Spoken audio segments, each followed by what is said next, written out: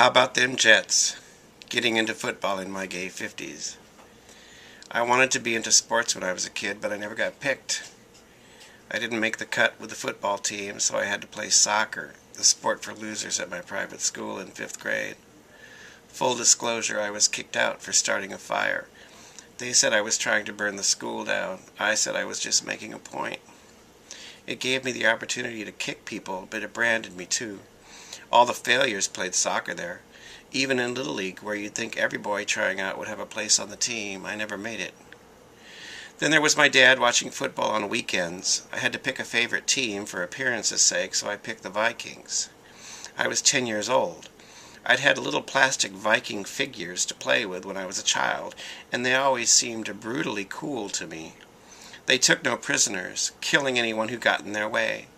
I liked that, so the Vikings it was. But my real interests were in books, music, and before I was in 7th grade, booze and drugs. Janis Joplin was my idol of choice, not Joe Namath.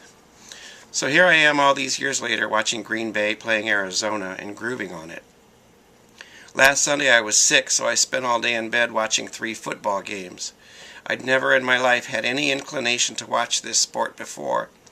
If I had to get into anything, it would be basketball.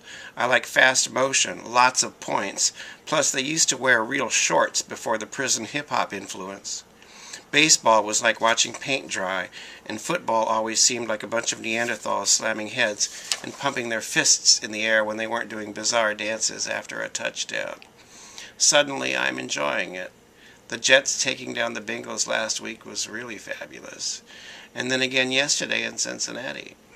I can just imagine my father, who's been dead less than 2 months, asking me what I was doing this evening and me saying, watching Green Bay and Arizona. How about that?